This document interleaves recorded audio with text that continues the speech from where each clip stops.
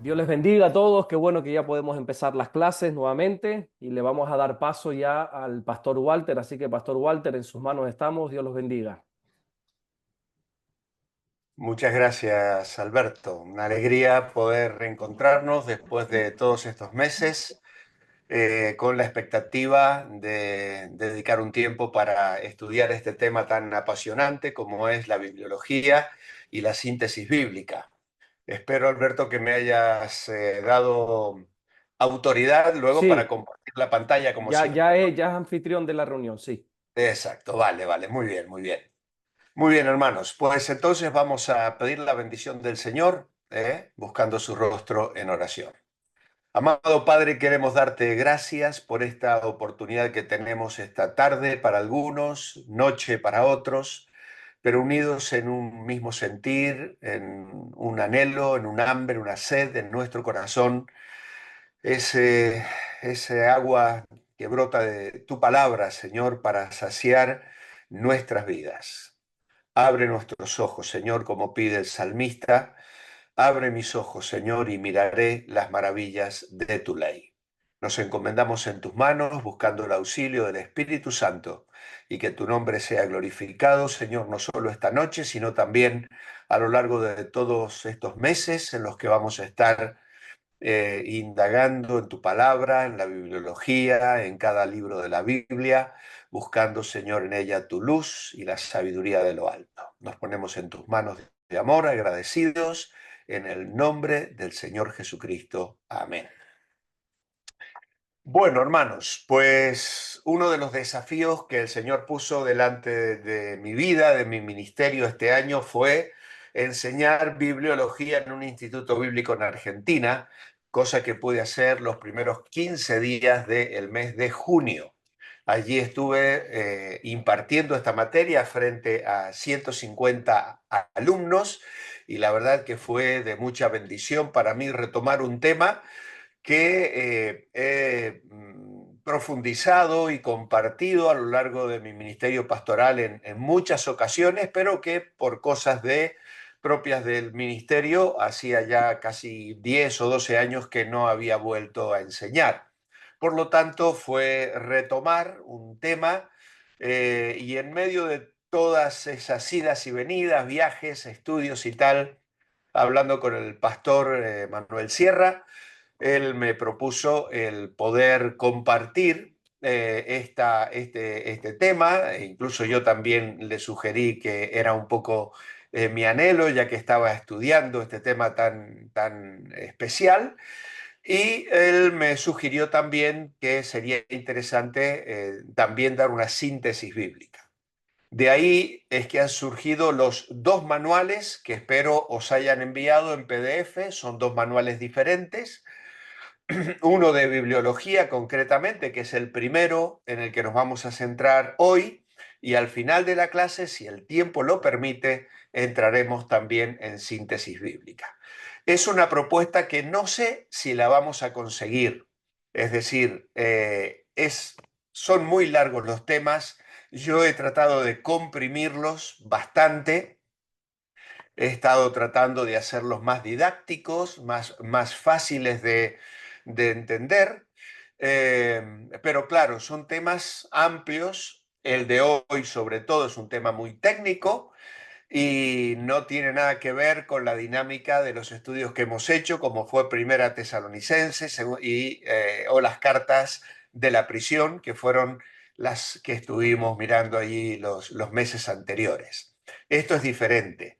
Vamos a estar estudiando algo de teología y vamos a estar mirando doctrina, que son temas que a veces están envueltos en los mensajes que damos desde el púlpito en nuestras iglesias, pero que rara vez nos centramos en algunos puntos muy concretos, como los que vamos a ver en cuanto a la revelación, la inspiración, el canon, por ejemplo, cómo se conformó la Biblia, por qué afirmamos que ella es palabra de Dios, de dónde fluye su autoridad y cuáles son los argumentos que tenemos para descansar plenamente en que ella es palabra de Dios. Por eso es que vamos a estar mirando este tema.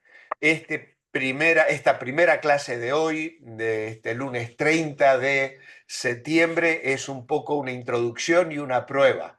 Si veo que la cosa no nos permite, pues vamos a dedicarnos a la bibliología, estas primeras 8 clases que van desde hoy hasta el mes de diciembre, y dejaremos para después, para el año 25, la síntesis bíblica.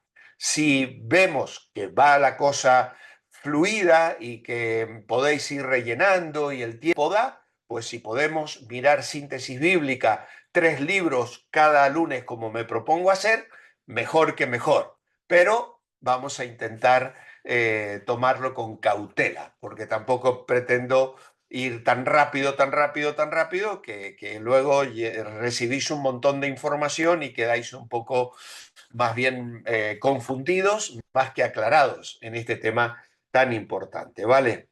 Así que bueno, con esto en mente también deciros que Dios mediante la próxima clase no va a ser el lunes que viene, sino dentro de 15 días. El lunes que viene estaré regresando de Granada, tengo ministerio el próximo fin de semana con una iglesia allí.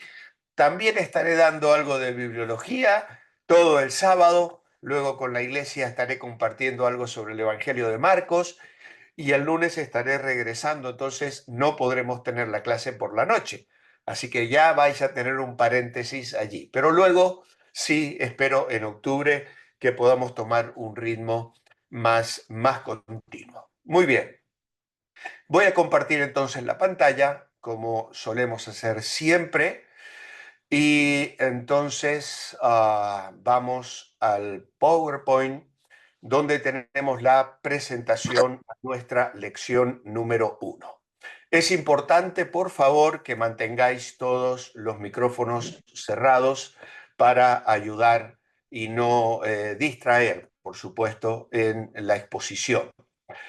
En el manual que tenéis hay una introducción que es un extracto de El progreso del peregrino. Es una novela cristiana muy antigua y tal vez el libro más vendido en el mundo después de la Biblia. No sé si habéis leído este libro o si habéis visto algunas películas que se han hecho, algunas muy buenas, presentando la historia del cristiano. Y en este caso hemos extraído un pequeño párrafo. Señor, dijo Cristiano, he venido de la ciudad de destrucción. Él iba rumbo estaba viviendo en la perdición, como todos los pecadores que estamos heridos por el pecado.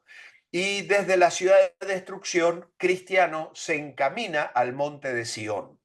El hombre que está de portero a la puerta que da entrada a este camino me dijo que si pasaba yo por aquí usted me enseñaría cosas buenas y provechosas para mi viaje.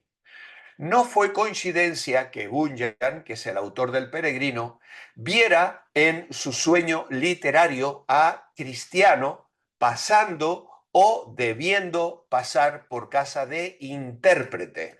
Este es un personaje que le va a invitar a entrar en su casa aún antes de llegar a la cruz, porque era importante que este llamado cristiano, aunque todavía no había experimentado la salvación a los pies de la cruz, pudiese entender el mensaje del Evangelio. Así que, alarmado por aquel evangelista, sabía que había que huir de la ira venidera hacia la ciudad del rey. Con todo, difícilmente podría llegar allá a salvo sin contar con más instrucción que la elemental. Eran demasiados los enemigos, demasiados los peligros, demasiadas las voces. Y esta pequeña anécdota nos sirve para enfrentar la pregunta que subyace ante las horas que vamos a dedicar a este estudio a lo largo de estas próximas semanas. Porque no solo está bien que hayamos entendido el Evangelio y que hayamos puesto nuestra confianza en Jesucristo, habiendo aceptado la salvación por fe que Él nos ofrece, habiendo sido sellados con el Espíritu Santo y encaminarnos ahora hacia el cielo. aún enfrentamos demasiados enemigos, hay demasiados peligros y son demasiadas las voces.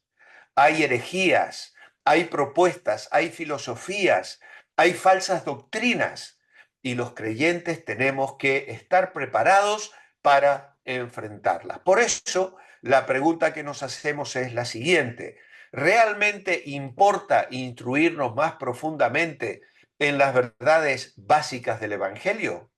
¿Es realmente relevante conocer algo de teología, de la historia de la Biblia y de cómo ella nos ha llegado para que en ella encontremos revelada la voluntad de Dios para nosotros hoy? Esa es la pregunta que vamos a responder hoy, y que vamos a estar respondiendo también a lo largo de todas estas semanas a medida que encontremos las respuestas que nos van a mostrar lo relevante de este tema, de poder conocer la palabra de Dios, de poder saber la autoridad que tiene y de poder descansar en el consejo que el Espíritu Santo nos da a través de ella. El estudio de la persona de Dios es absoluta y esencialmente necesario para el cristiano, ya que Dios es su creador, su redentor en Cristo y su Padre eterno. Es imposible vivir la vida cristiana separada de aquel que es el autor de esa clase de vida.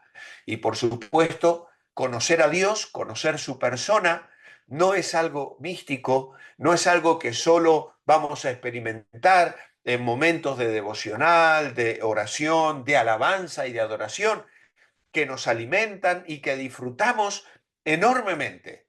Necesitamos doctrina, necesitamos palabra, necesitamos fundamentos, necesitamos que nuestra fe sea firme. Y ese conocimiento de Dios, de nuestro Creador, del Redentor que encontramos en Cristo y del Espíritu Santo obrando en nosotros, va a encontrar respuesta en el estudio de la palabra de Dios. La inestabilidad emocional que todos experimentamos en nuestra existencia terrenal produce en nosotros verdaderos cambios que afectan nuestra conducta y nuestras relaciones. Hermanos, tenemos una lucha espiritual mientras estamos aquí en esta tierra. Y es en el plano espiritual donde necesitamos equilibrio, equilibrio en nuestro carácter, en nuestro crecimiento, en nuestro desarrollo y en la maduración cristiana. Nosotros como pastores trabajamos, luchamos, nos esforzamos tratando de ver a los creyentes crecer en la gracia y el conocimiento de Dios.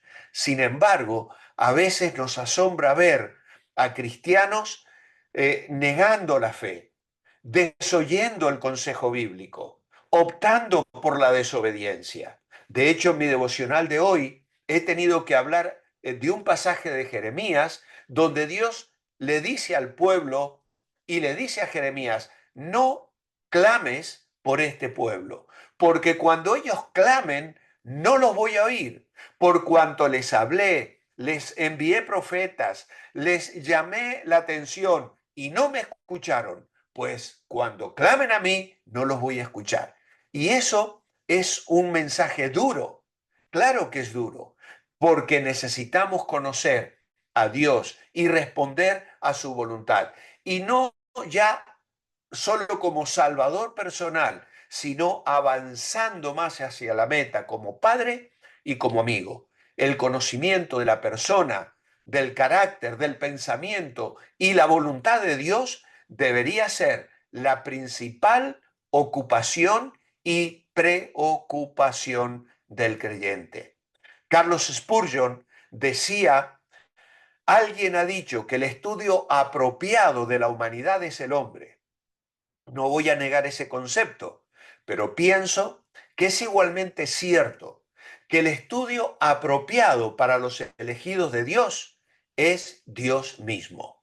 El estudio apropiado para el cristiano es la deidad, la ciencia más elevada, la especulación más encumbrada, la filosofía más vigorosa que puedan jamás ocupar la atención de un hijo de Dios es el nombre, la persona, la obra, los hechos y la existencia de ese gran Dios a quien llama Padre. Y este Carlos Spurgeon escribía esto en una etapa muy al comienzo de su vida cristiana y de su obra pastoral. Era muy jovencito cuando dijo y predicó estas cosas. Es asombroso leer lo que la claridad que este hombre tenía. Y es realmente el desafío.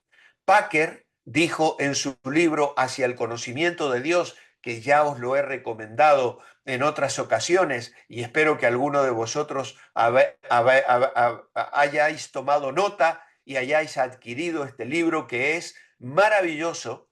Él decía, somos crueles con nosotros mismos cuando intentamos vivir en este mundo sin conocimiento de ese Dios de quien es el mundo y al cual Él dirige. El que descuida el estudio de Dios se sentencia a transitar la vida dando tumbos y tropezones, equivocando el camino, como si tuviera los ojos vendados. Quien obra así ha de malgastar su vida y perder su alma. Así que hermanos, con estos comentarios tan nutritivos, tan contundentes, estamos dando respuesta a esa pregunta. ¿Está bien que ocupemos nuestro tiempo en estos temas?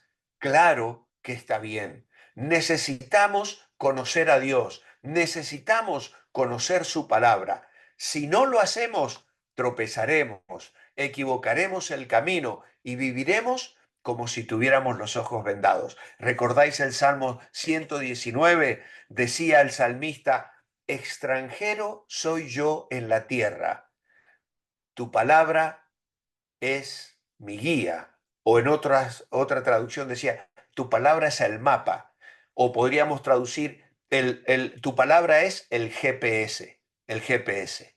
Hoy, cuando tú vas a otra ciudad, te guías por el teléfono y yo le digo muchas veces a mi esposa, qué maravilla es la tecnología que hoy tenemos. Yo recuerdo viajar por España hace 20 años atrás con mi mujer con el mapa en la mano, mirando, tratando de distinguir y por qué ruta teníamos que seguir, por dónde girar y qué inseguridad nos daba. Sin embargo, hoy tenemos una guía en los teléfonos como el GPS, pues el salmista se sentía así, extranjero, en una tierra extraña, pero en la palabra encontraba la respuesta para el camino de su vida.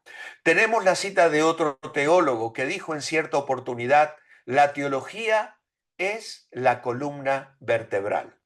Una persona nunca está pensando todo el día en su columna, a menos que tenga dolores, ¿no? Pero tiene necesidad de ella, bien puesta y sin problemas. De lo contrario, no podrá andar bien, se torcerá su cuerpo, caminará mal, se caerá y no podrá sostenerse, mucho menos levantarse. Bueno, tal vez sea esta la razón por la que muchos cristianos andan mal, a los tumbos, torcidos, cayéndose, postrados. Son cristianos sin credo, sin doctrina, sin teología, sin conocimiento de Dios. Un cristiano, una iglesia sin teología, avanzará arrastrándose lentamente y a los tumbos. Así que por eso es que hoy vamos a dedicar no solo estas semanas a mirar el tema de la bibliología, sino que vamos a hacer una introducción a la teología. Claro que importa conocer cómo nos llegó la Biblia. Claro que es importante recibir información de las corrientes teológicas que le dieron forma. Es urgente entender cómo cada libro del canon apunta a Cristo y forma un todo coherente con él. Es importante porque las consecuencias son eternas. Claro que son eternas en tu vida, son eternas en tu familia, en tu matrimonio, en tus hijos, en tus nietos, son eternas en la influencia que vas a tener en tu iglesia, en las personas que te rodean. Es increíble lo maravilloso y lo eficaz que es la palabra de Dios. Por eso el libro de Hebreos dirá que la palabra de Dios es más cortante que toda espada de dos filos. Y luego dice que es viva y eficaz. Viva y eficaz. Funciona. La palabra de Dios funciona. La Biblia es el libro más importante de la historia. Es el libro con el cual Dios se reveló a la humanidad. Es un libro sobrenatural en su concepción, en su unidad, en su mensaje, en su capacidad de sobrevivir a todos los ataques a lo largo de los siglos, calamidades, censuras y hogueras. Un libro que expone la verdad de Dios y que expone lo oculto del ser humano, lo que fue el ser humano, lo que es y lo que ha de venir. Un libro políticamente incorrecto que retrata la realidad sin contemplaciones, sin medias tintas, sin excusas. El, la Biblia es el libro que ningún ser humano hubiese escrito si hubiese podido hacerlo, porque es un libro que nos descubre, que saca a la luz lo que somos. Es un libro que como una espada penetra en lo más profundo de nuestro ser, eficaz, relevante, instructivo. Tenemos el privilegio de tenerlo físicamente en nuestras casas y espiritualmente en nuestras vidas. Somos afortunados, hermanos, y no lo apreciamos lo suficiente. Por eso queremos que la obra nos lleve al artista, que la creación nos conduzca al creador, que el castillo nos guíe al rey, que el estudio de la palabra nos acerque al Dios de la palabra. Por eso es que vamos a entrar en la casa de intérprete y mientras nos explica cuidadosamente las verdades eternas, le vamos a oír decir, grábalas en tu memoria y sean ellas un estímulo para que continúes avanzando en el camino que debes seguir. Marcha ya, el Consolador te acompañe y sea Él siempre el que dirija tus pasos hacia la ciudad. Es una maravillosa bendición con la que intérprete despide a Peregrino luego de enseñarle y de presentarle al Consolador, que es al que Pablo invocaba para que nos alumbre, para que nos ilumine y va a ser uno de los temas que vamos a mirar en estas semanas futuras. Así que entramos entonces, luego de la introducción a esta primera clase, a lo que he llamado Introducción a la Teología. La clase de hoy es una clase técnica, espero que no se os haga muy pesada, pero creo que es importante y necesaria. Es un resumen de ciertos conceptos teológicos que creo importante que todos podamos conocer. Teología, conforme a su etimología, procede de dos palabras griegas que significan Dios y discurso. Y allí tenéis el primer blanco para ir rellenando en vuestros manuales. Dios y discurso. En ese sentido, teología es lo que se piensa y se dice con respecto a Dios. La teología es, como su nombre indica, la ciencia que se ocupa del estudio sobre Dios, su ser, sus personas y sus obras. Como veis, los espacios que tenéis en blanco aquí aparecen subrayados y resaltados en un amarillo fosforito para que los podáis distinguir claramente. Así que eso es lo que significa o lo que indica la ciencia, la palabra teología, una ciencia que se ocupa del estudio de Dios. Y el propósito de esta ciencia no puede ser otro que alcanzar el mayor conocimiento posible sobre Dios mismo, que no terminará nunca, ya que en ese conocimiento va implícita la vida eterna. Jesús se lo dijo a los discípulos en Juan 17 o en su oración sacerdotal. Esta es la vida eterna, que te conozcan a ti, el único Dios verdadero, y a Jesucristo, a quien has enviado. El estudio de las verdades relativas al ser divino no pueden ser tomadas sino del logos escrito. Esto es, de la palabra divinamente revelada y plenariamente inspirada. Y ya estamos usando términos muy técnicos que son científicos, que surgen de la teología, pero que son a su vez prácticos, que nos indican que este es un tema de plena autoridad. Y justamente la palabra divinamente revelada, plenamente inspirada, adquiere plena autoridad en materia de fe y de conducta. Por lo tanto, es algo práctico, es algo que nos va a llamar a la obediencia. La palabra teología no aparece en la Biblia, pero está compuesta de dos voces que aparecen continuamente en la Biblia. Por ejemplo, la palabra de Dios. En Romanos capítulo 3, versículo 2, la utiliza el apóstol Pablo. Dice allí, primero ciertamente que les ha sido confiada la palabra de Dios. La palabra de Dios en singular, Romanos 3:2. Luego Pedro la usa en su primera carta, en el capítulo 4, verso 11, donde él dice, si alguno habla, hable conforme a las palabras de Dios. Allí está en plural. Luego, Lucas le hace una mención de la palabra de Jesús cuando dice, mi madre y mis hermanos son los que oyen la palabra de Dios. Estas frases expresan básicamente lo mismo y es evidente que la teología es una ciencia que descansa en eso, en la palabra de Dios, en las palabras de Dios. Y su propio nombre, en su significado etimológico, está presente en la Biblia, aunque la palabra teología no lo está en esa manera directa. Dios debe revelarse a sí mismo para que los conozcamos. Dios se ha revelado como creador y lo vamos a mirar a través de sus obras en la creación, en la providencia, pero se ha revelado especialmente como redentor a través de las escrituras y del testimonio que el Espíritu Santo inspiró sobre la obra salvadora de Cristo. Recordad que la Biblia nos aclara, Dios es espíritu en Juan 4:24 y lo dice Jesús. Luego Pablo dice, a Dios nadie le ha visto ni le puede ver, escribiendo a Timoteo capítulo 6.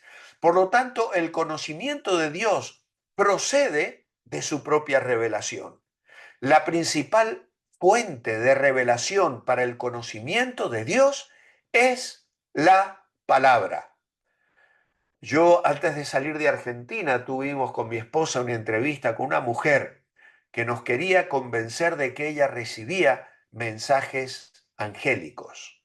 Y me regaló, no sé, más de 100 páginas de escritos que ella recibía y que ella decía eran palabra de Dios a través de ángeles. Hermanos, esto no existe, eso es diabólico. Necesitamos conocer la doctrina de una palabra inspirada, cerrada, completa y autoritaria, porque es que si no tenemos una base firme, vamos a estar escuchando cientos de personas que día tras día nos van a estar queriendo decir lo que ellos reciben de parte de Dios. Necesitamos un conocimiento de Dios, considerar sus obras, su propósito, su persona. Y la teología se extiende para abarcar las realidades materiales e inmateriales que existen y las verdades concernientes a ella. La palabra teología, como hemos dicho, está formada por dos palabras. Teos, que significa Dios, y logos, que significa discurso, expresión racional. Así que sencillamente la teología es el estudio de Dios. Y allí lo podéis apuntar en vuestro espacio en blanco al final de la página 2.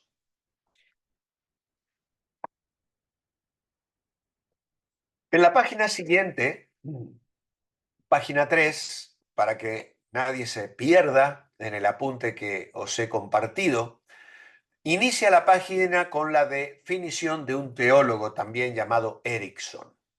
Y él dijo lo siguiente: la teología es aquella disciplina que trata de dar una explicación coherente de las doctrinas del cristianismo, basada principalmente en las escrituras y colocada en el contexto de la cultura en general, enunciada en un lenguaje contemporáneo y relacionada con los sucesos de la vida. Así que en esta definición de Erickson nos encontramos también una explicación acerca de esta disciplina, es decir, una explicación, valga la redundancia, coherente de las doctrinas del cristianismo, fundamentada en la palabra, en las escrituras, en el contexto de la cultura general, es decir, vamos a mirar y tomar muchas herramientas que el ser humano ha desarrollado en el lenguaje, en la gramática, en la observación de la naturaleza. Por eso vamos a compartirla en un lenguaje actual, contemporáneo y no disasociada de la vida diaria, de los sucesos de la vida. ¿Por qué es necesario estudiar teología? Bueno, porque la escritura se explica con la escritura. Entonces, si aprendemos a relacionar los versículos de toda la Biblia que hablan sobre el mismo tema, lo entenderemos mejor. Y eso es precisamente lo que hace la teología sistemática. Yo tengo aquí a mis espaldas unos cuantos libros que son teología sistemática, que es básicamente la que hemos abrazado los evangélicos y con la que nos identificamos más claramente. Hay algunos temas que a veces son controversiales y que algunos teólogos ven desde una óptica y otros desde otra. Sin embargo, en las bases y en los fundamentos estamos tranquilos, sabemos a quién hemos creído eh, y tenemos una revelación clara y concreta de la palabra, de los fundamentos de la fe. El estudio sistemático de la palabra de Dios nos provee herramientas útiles de interpretación. Eso es importantísimo. ¿Por qué interpretamos? ¿Por qué llegamos a las conclusiones que llegamos? Y hacemos un uso práctico de la Biblia, de la palabra de Dios, precisamente porque la teología sistemática, el estudio sistemático que vamos a explicar en unos momentos, nos permite usar la palabra de Dios de una forma adecuada. Por ejemplo, en ningún lugar de la Biblia aparece la palabra Trinidad. ¿Por qué decimos entonces que Dios es un Dios trino? Es decir, un solo Dios en tres personas. Pues esta definición es el resultado de reunir toda la información que la Biblia tiene con respecto a Dios que nos permite elaborar el concepto de la Trinidad. Qué importante. Uno de los temas candentes es un tema teológico y es un tema profundo, a veces difícil de explicar, porque en realidad finalmente el tema de la Trinidad no lo podemos entender. Es decir, si alguien ha conseguido explicar totalmente la Trinidad, por favor que nos avise, porque escapa a nuestra mente. Un Dios que se manifiesta en tres personas y que es uno a la vez, pero no es nuestro tema hoy. Simplemente reconocer que es el estudio sistemático de la palabra el que nos permite utilizar herramientas que nos llevan a esa conclusión. Y esto es muy importante, por ejemplo, cuando tú vas a discutir con un testigo de Jehová. Ellos tienen muchos argumentos, usan la Biblia de una manera errónea porque carecen de herramientas útiles de interpretación. Le han dado herramientas erróneas y han tergiversado la Biblia e incluso usan una versión manipulada de la palabra para poder encajar las doctrinas que niegan la deidad de Jesucristo, que sea realmente hijo de Dios. Por eso necesitamos conocer estas herramientas. Y entonces Claro, queremos vivir bien. Pues claro, para vivir bien como cristianos tenemos que saber bien. Ahora, continuamos. ¿Es difícil el estudio de la teología? Sí, es difícil. Es la primera respuesta, porque la Biblia es un libro demasiado grande, escrito por demasiada gente durante demasiado tiempo. Es un libro que nos supera. Es un libro donde vamos a ver personas de diferentes culturas, de distintos continentes, con distintas lenguas, con círculos de vida completamente diferentes los unos de los otros. Necesitamos entonces conocer toda la Biblia, todos los autores, todas las épocas. No nos alcanzarían varias vidas en ese sentido. Entonces, podríamos decir que sí, es difícil, pero por otro lado, podemos decir no, no es difícil, porque la Biblia es un libro revelado por Dios, con el propósito de que la gente común, que es la mayoría, entienda sus grandes verdades. Qué maravilloso es esto, amados hermanos. Qué maravilloso es esto. Personas sencillas. Incluso el otro día alguien me lo decía en un audio. Pastor, yo aprendí a leer con la Biblia, porque no sabía leer. Son personas que no han ido a la universidad, ni siquiera a la escuela, pero entienden las verdades de la palabra de Dios. Tal vez no van a conocer hebreo ni griego, pero los principios de vida, de conducta y aquello que alimenta su comunión con Dios. Grandes verdades que están al alcance, incluso como decimos a veces, de los niños. ¿Cuáles son algunas de las grandes verdades que Dios quiere hacer conocer a la gente común como nosotros? Bueno, la condenación de los perdidos, el carácter de Dios, el origen del universo, el cuidado de los pobres, el por qué problemas tales como el dolor, la enfermedad, la muerte, y podríamos seguir. ¿Cuántas preguntas se hacen las personas cuando enfrentan situaciones difíciles en el mundo? Sin embargo, Dios quiso poner en manos de gente común un libro que explique sus grandes verdades. Y dicho libro tendría que estar al alcance de todo creyente, y mayormente lo está. Tristemente, en algunos lugares del mundo no, pero nosotros contamos a veces con tantos ejemplares de la Biblia, del Nuevo Testamento, qué maravillosa bendición que tenemos y que debemos valorar. Vamos a encontrar respuesta. Generalmente la gente se hace muchas preguntas sobre la condenación, sobre el carácter de Dios, sobre el problema del dolor, de la muerte. ¿Por qué sufren los inocentes? Porque no han querido leer ni una página de la Biblia. Cuando tú consigues que las personas se dignen entender el mensaje de la palabra de Dios, muchos de ellos encuentran respuestas a esas inquietudes con las que el enemigo les tiene tan cegados. Muy bien, carácter científico de la teología. Aunque a causa de su tema debiera ser eminentemente espiritual, no puede desvincularse de ella el carácter de ciencia. Es la más grande de todas las ciencias en razón del contenido temático de la misma. ¿Cuál es el contenido de la Biblia? Dios y su obra. Es ciencia por cuanto exige un método y un sistema científico para su desarrollo y su estudio. Las restantes ciencias humanas están al servicio de la teología.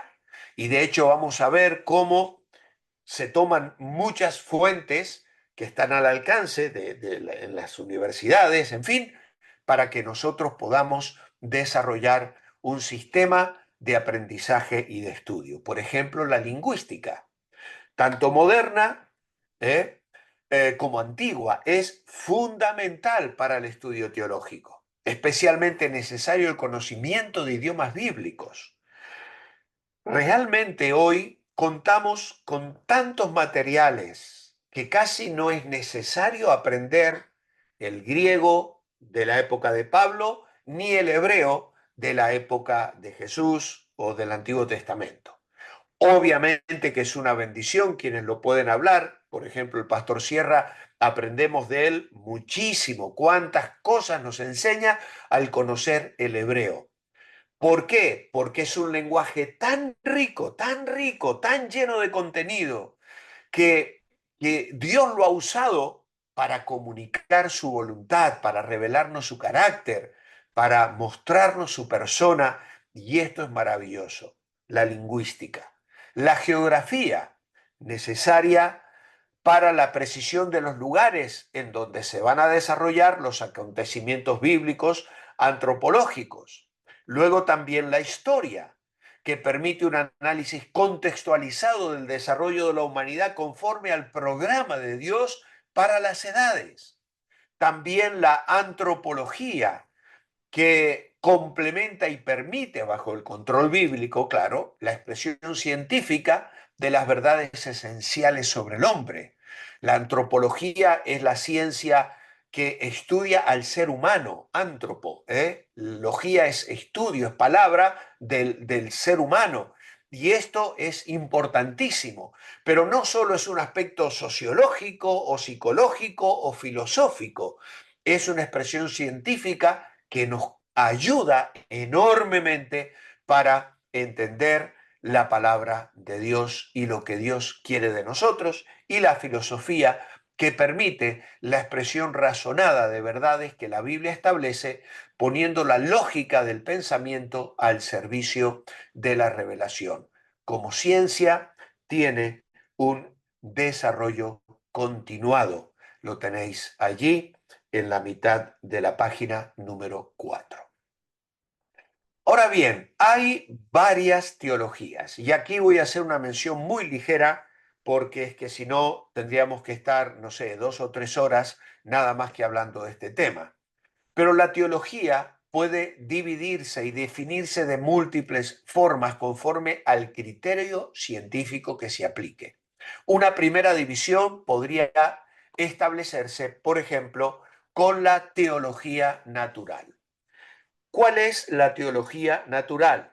Pues es la que se basa en la capacidad que el ser humano tiene para conocer a Dios, es decir, la existencia de Dios, su esencia y su modo de operar por medio de nuestro razonamiento natural, es decir, observando la naturaleza, descartando todo lo que tenga carácter sobrenatural o metafísico basado en una revelación especial, es decir, fruto de una observación meramente intelectual, incorporando la filosofía y el razonamiento como medios para conocer a Dios. Hay aspectos de la teología natural que son realmente interesantes, es decir, hay muchas personas que sin abrazar la fe de un Dios bíblico, creen que hay un ser sobrenatural, ¿eh? Porque hay argumentos teleológicos y tantos otros argumentos que son fruto del razonamiento, del raciocinio. Por eso nos parece tan increíble que haya personas que nieguen la existencia de Dios y, y acepten la naturaleza y el fruto de la casualidad, este mundo en el cual vivimos. Sin embargo, lo hay. En cierto modo, Pablo se refiere a esta teología natural en Romanos 1, 19 y 20, y Pablo dice allí que lo que se conoce de Dios les es manifiesto. Dios ha dado un mensaje. Los cielos declaran la gloria de Dios, dice el Salmo 19. Porque las cosas invisibles de Él, su eterno poder y de edad, se hacen claramente visibles desde la creación del mundo, siendo entendidas por medio de las cosas hechas, de modo que no tienen excusa. Pero claro, los que adoptan esta teología natural se convierten en deístas, pero eliminan todo lo sobrenatural, como mitos, excluyendo así los milagros, por ejemplo, que la Biblia nos presenta. En cierto modo, Pablo se refiere entonces a este tema ahí en Romanos 1. Luego está la teología sobrenatural. Yo no sé si soy yo que estoy haciendo todos estos rayones en algún momento, espero que no os moleste a vosotros, pero yo veo en mi pantalla aquí unas rayas que probablemente al mover mi mouse he hecho. Espero que no, pero bueno, ahí están. Y no voy a perder tiempo en quitarlas ahora. La Creo teología, perdón, ¿sí? que tiene capacidad para entrar, creo, ¿eh? ¿Perdón? Que ¿Soy le yo? Creo que es usted porque es el único que le he dado paso para ser anfitrión. Vale, a ver si puedo encontrar dónde tengo yo eso para borrarlo, pero en este momento no veo nada. Acá está, acá está. A ver, tengo aquí una que pone anotar y debe tener el borrador. Ahí está, ahí está. Así que soy yo, ¿eh? Qué cosa, mira, ahí está, ahí está, ahí está. La verdad que no sé ni por qué. O sea, bueno, listo. Ahí está. Vale. Muy bien. Entonces continuamos. Gracias. Luego tenemos la teología sobrenatural. La teología sobrenatural es la que se basa en la revelación sobrenatural o especial de Dios y se conoce en última instancia mediante la fe. No desecha los recursos de otras ciencias o filosofías. La fe no destruye la razón, sino que le da los valores adecuados. Esta teología sobrenatural es la nuestra, en que obviamente se divide también en algunas cosas que podéis ver aquí. Por ejemplo, la fundamental, que trata de demostrar que la revelación es un hecho histórico y fiable. Una teología fundamental. Luego, positiva, que investiga las fuentes para recoger de ellas el contenido de lo que Dios ha revelado, y otra teología sobrenatural que se llama especulativa. Y aquí ya entramos en un área conflictiva, porque significa observar, atisbar, explorar, investigar, y es la encargada de exponer el contenido científico de esa teología, pero bajo dos apartados. Uno recibe el nombre de teología dogmática. ¿Os suena cuando hablamos de los dogmas, aquellos que venís de la Iglesia Católica? ¿Eh? Los dogmas, si se considera desde el punto de vista de las decisiones tomadas por la Iglesia con respecto a verdades reveladas, según ellos, que es obligatorio creer. Entonces, llegan a conclusiones que se expresan dogmáticamente y que se abrazan como fundamentos de la fe. Y en esto, obviamente, nos encontramos muchas razones por las cuales nosotros no somos católicos romanos, porque hay dogmas que la Iglesia ha establecido, como es el nacimiento inmaculado de la Virgen María o la Inmaculada Concepción, o incluso el que no haya visto la muerte, en fin, un montón de cosas, que es mediadora, que es madre de Dios, en fin, muchas cosas que a lo largo de los concilios se han ido abrazando como dogmas. También recibe el nombre de sistemática porque es una investigación teológica que ha seguido un método de articulación de distintos elementos, intentando fundamentar lo que ellos sostienen. Luego también tenemos una división de la teología que puede dividirse en la patrística. Estos son nombres a veces que no vais a escuchar desde un púlpito, pero que tienen relevancia. Y yo no estoy criticando que no lo predicamos de los púlpitos, es que no tiene sentido. Necesitamos, y aquí se vuelve otra vez a poner este tema de las... aquí volvemos a borrar, no sé ni por qué se hace, en qué momento paso por ahí arriba. La patrística se refiere al movimiento del pensamiento cristiano que comenzó con los escritores posapostólicos. Es decir, A veces nos preguntamos, ¿qué pasó con la iglesia primitiva después que murieron los apóstoles? Bueno, se inauguró una gran era de reflexión trinitaria y cristológica, cuya delimitación coincide, es decir, que llegó, para decirlo en otras palabras, hasta la desintegración del Imperio Romano alrededor del siglo III o IV después de Cristo. Es decir, fueron siglos donde se escribieron y se produjeron confrontaciones graves en base a ¿Quieres filosofía chocolate? y argumentos que surgían en Doctor, relación a la Trinidad y a la persona de Cristo. En general, la teología patrística descansa en lo fundamental, sobre un espíritu de fidelidad a la Biblia, por lo que podemos fijar el tiempo de la teología patrística desde que murieron los apóstoles hasta que se consolidó el canon del Nuevo Testamento, alrededor del siglo V después de Cristo. De otro modo, podemos decir que desde el final del período histórico de la Iglesia, que nos cuenta Hechos o el evangelista Lucas en Hechos de los Apóstoles, hasta el año 451, donde se celebra el concilio de Calcedonia. Algunos lo llevan hasta el segundo concilio de Nicea, pues allí se produjo lo que es la teología patrística. Incluso se acaba de publicar una Biblia con las notas de la patrística, es decir, algunos nombres que luego os voy a comentar. Luego de la patrística vino la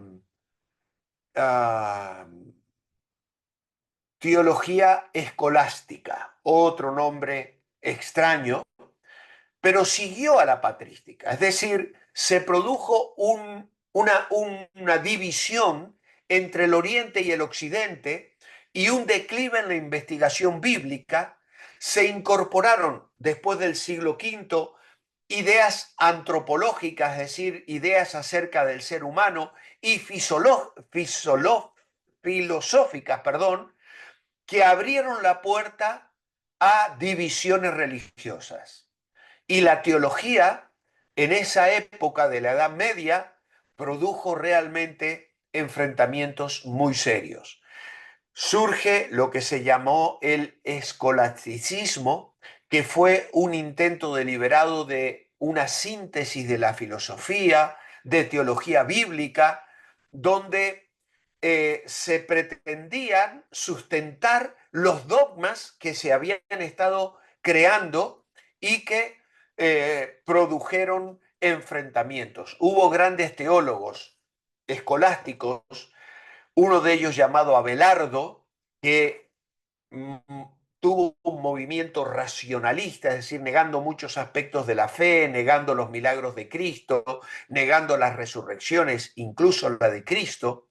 Luego estuvo Anselmo, que ya tuvo una concepción más bíblica de la razón, que aprende de la fe.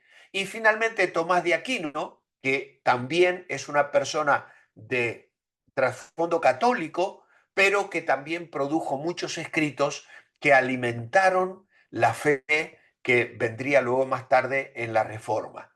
Por lo tanto, aún son referentes, se discute lo que esta gente escribió, todo lo que esta gente produjo. Por favor, cerrar el micrófono, Patricia Startus. Gracias, está resonando allí. Um, aún hoy entonces Tomás de Aquino tiene una notable influencia. Estas doctrinas patrísticas tradicionales se mantuvieron cuidadosamente y produjeron un abundante material bíblico que se estudia en las universidades y en las escuelas teológicas. Son textos sobre los que no vamos a hablar en el púlpito de la iglesia, como vengo diciendo, porque no son prácticos, son pesados, son difíciles, pero también forman nuestra fe y nuestra teología. Y finalmente, la teología reformada, que surge como consecuencia de la reforma en el siglo XVI. Las influencias que salieron de la patrística, de la escolástica, de estas investigaciones de la escritura en las lenguas originales, el redescubrimiento de las verdades que la patrística sacó otra vez usando sólidos principios de la exégesis, fueron lo que Lutero utilizó para conformar lo que se conoce como teología luterana y reformada en un sentido muy técnico. Y ya os dije que hoy íbamos a hablar de cosas muy técnicas, pero que le llevó a realizar los planteamientos fundamentales de la reforma. Es una teología bíblica en el sentido más directo. Su primer cometido fue conocer y exponer la Biblia y en lo que se refiere a Dios, se basó enfáticamente en una vuelta a la palabra de Dios, porque puso el pensamiento de la filosofía bajo la influencia de la Biblia y al servicio de la Biblia. Y entonces se desarrolló una teología cristocéntrica, haciendo de Cristo y su obra el centro de la exposición. Vamos a saltar mucho de lo que tengo para compartir porque el tiempo me va ganando, pero tenemos también y finalmente la teología moderna. La teología moderna es una desviación liberal en muchas de sus manifestaciones. Surge al final del siglo XIX, principios del siglo XX, y es lo que hoy se llama una teología que usa términos racionalistas, que pone en duda la inspiración bíblica, la inspiración verbal y plenaria, que pone en duda la autoría de Moisés, del Pentateuco, y toda la crítica moderna o teología moderna. Es positiva en algunos aspectos, pero lamentablemente es positiva cuando va en contra de ese liberalismo racionalista. Algunos de los teólogos modernos acusan el riesgo de asumir los postulados de un tal Budlman y de otro llamado Barth, de los cuales no vamos a definir mucho porque no es posible hacerlo hoy. Ya acabando prácticamente nuestro apunte, tenemos la teología sistemática. La llamamos o la dividimos en la teología natural, porque es la ciencia que está basada en las verdades sobre Dios reveladas en la naturaleza. Estamos en la página número 5. Es una teología revelada porque es la expresión de la ciencia basada en las verdades sobre Dios reveladas en las Escrituras. La teología sistemática es bíblica porque es la ciencia que investiga las verdades sobre Dios y su obra en el desarrollo cósmico e histórico conforme aparece en los 66 libros de la Biblia. Es una teología bíblica porque expone el contenido teológico y ético de la Biblia. Es teología bíblica porque es la base para el desarrollo de todo tipo de teología. Se le llama también teología propia porque tiene por objeto el estudio de las doctrinas referentes al ser divino, considerando cada una de las tres personas divinas en sí mismas, sin estudiar detalladamente la obra de cada una de ellas. Es también histórica porque estudia las doctrinas bíblicas, su desarrollo y expresión final, considerando también las herejías que se producen en la historia sobre cada una de ellas. Es dogmática en los que estudia las doctrinas consideradas como fundamentales o de fe, pero fundamentándolas en las Escrituras, no en lo que la Iglesia dice, sino en lo que la palabra de Dios dice. Y es especulativa, porque estudia doctrinas desde el punto de vista esencial, pero no aplicativo, utilizando otras ciencias auxiliares para precisarlas, especialmente la filosofía. Esta teología sistemática que hemos descrito aquí con todos estos apartados es sistemática por tres puntos que no están ahora en las diapositivas, pero que sí aparecen en vuestro manual y que luego podéis leer con cierto detenimiento porque se explica aquí todo lo referente a Dios y sus obras, incorporando las verdades bíblicas, sistematizándolas en un determinado orden. Se diferencia fundamentalmente de la teología bíblica en que la sistemática utiliza o pone a su servicio otras ciencias auxiliares, y el teólogo Strong define la teología sistemática como la ciencia de Dios y de las relaciones entre Dios y el universo. Schaffer, que es un extraordinario teólogo que tengo sus dos manuales aquí a mi espalda de teología sistemática, él definió la teología sistemática como el coleccionar, ordenar científicamente, comparar, exhibir y defender todas las verdades procedentes de cualquier fuente tocante a Dios y sus obras. Es teísta, ya que sigue una tesis de diseño humano y presenta y verifica la verdad como la verdad. Así que esta es la teología que nosotros utilizamos en nuestra dinámica de vida cristiana evangélica en el día de hoy. Esta teología sistemática está expresada en la ordenación de un sistema teológico. Las llamadas doctrinas fundamentales, estamos en la página 6, suelen agruparse del siguiente modo. Primeramente, la bibliología, que es el tema que nos va a ocupar. Estudio las verdades esenciales concernientes a la Biblia.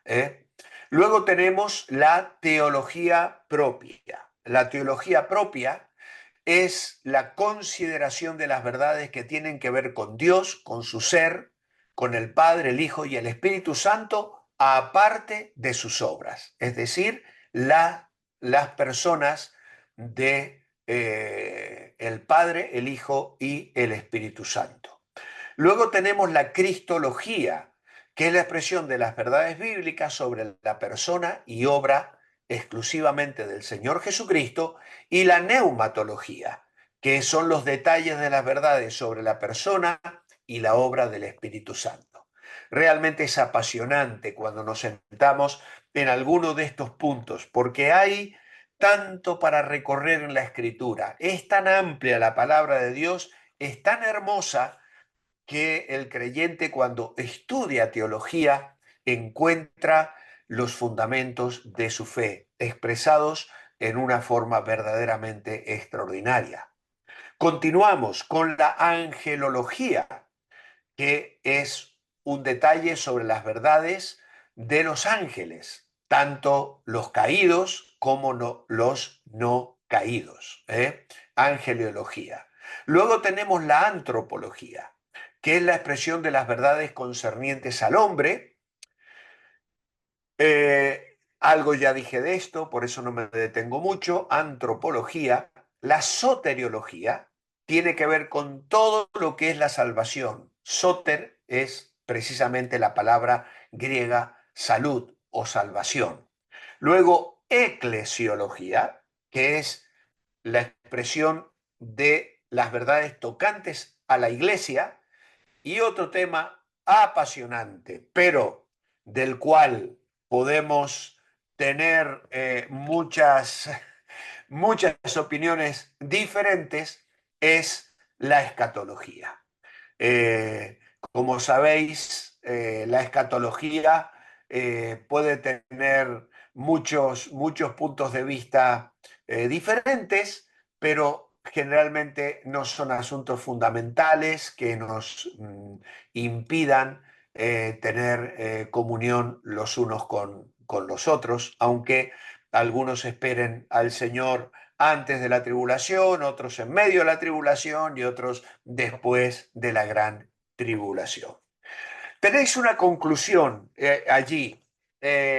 La tengo yo también, una pequeña partecita de ella escrita. Espero que ya habéis cubierto bien todos los vacíos que teníais allí y se me vuelve a aparecer estos rayones en la pantalla.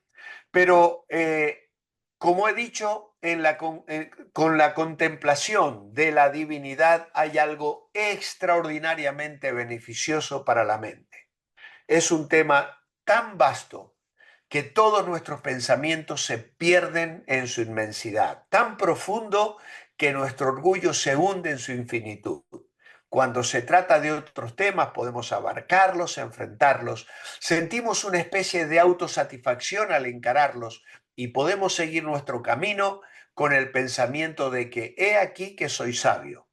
Pero cuando nos damos con esta ciencia por excelencia y descubrimos que nuestra plomada no puede sondear su profundidad, que nuestro ojo de águila no puede percibir su altura, nos alejamos con el pensamiento de que el hombre vano quisiera ser sabio, pero que es como el pollino salvaje y con la solemne exclamación de que soy de ayer y nada sé. Ningún tema de contemplación tenderá a humillar a la mente en mayor medida que los pensamientos de Dios. Hermanos, os dejo para que leáis el párrafo con el que termina el apunte en la página 7. Al final digo las palabras que anteceden, dichas hace más de un siglo por Carlos Spurgeon en una época en la que solo tenía 20 años de edad, eran ciertas entonces y siguen siéndolo hoy. Ellas constituyen un prefacio adecuado para una serie de estudios sobre la naturaleza y el carácter de Dios. Y estas palabras de Spurgeon las versiona Packer en su extraordinario libro Hacia el conocimiento de Dios. Hemos ya sobrepasado de 5 minutos la hora y no vamos a poder entrar en síntesis bíblica. Creo que hacerlo a trompicones no vale la pena. Lleváis una hora escuchando y me parece ya bastante. Voy a luego hablarlo con el pastor Alberto y Anderson y con el pastor Manuel Sierra, si se puede extender a una hora y media, pero entiendo que lo prudente es que sea más o menos de una hora. Así que por hoy vamos a dejarlo aquí y nos queda pendiente para más adelante lo que corresponde a síntesis bíblica. Yo lamento que hoy el tema haya sido tan técnico, Muy pero rápido. creo importante y necesario. A mí me hace mucho bien, me bendice, me desafía y espero que haya podido ser también de desafío para vosotros, de entusiasmo, porque os prometo que luego ya vamos a entrar en la siguiente tema, que es la revelación, la palabra de Dios revelada, y es ya una doctrina mucho más dinámica, más clara, más precisa y más necesaria que va a alimentar nuestra fe en cuanto a la autoridad y la maravilla de tener este libro sagrado en nuestras manos. Hermanos, que el Señor os bendiga. Gracias por vuestra atención. Al final tenía una diapositiva con mis datos personales, pero creo que los podéis tener o conseguir si me queréis escribir alguna pregunta o algo que no haya quedado del todo claro. Siempre estoy dispuesto a dar respuesta al comienzo de la próxima clase, tomando unos breves minutos. Nos despedimos con una breve oración. Señor, gracias por este tiempo, gracias por la atención de los hermanos, que tú les bendigas, que nos bendigas a todos y Señor, vuelvo a decirte gracias por tu palabra y por la maravilla de que está a nuestro alcance para conocerla, amarla, vivirla y poner en ella toda nuestra confianza. Te alabamos hoy en el nombre del Señor Jesús. Amén. Muy buenas noches, hermanos. Muchas gracias, Pastor Walter. Dios los bendiga. Y el pastor Anderson me informaba que las personas pueden hacer rayones, así que no era usted, probablemente eran otras personas. Y he estado intentando ahí buscar cómo bloquear eso, pero bueno, a ver si para el próximo lunes, que el próximo lunes recordar que no hay clase, No para hay el clase. siguiente. Muchísimas, muchísimas gracias. Muchas bendiciones a todos. Muchas gracias, Pastor Walter. Que Dios le bendiga. Saludos para todos. Gracias, Anderson. Gracias, Amén, Alberto. amén. Bendiciones. Bendiciones para todos.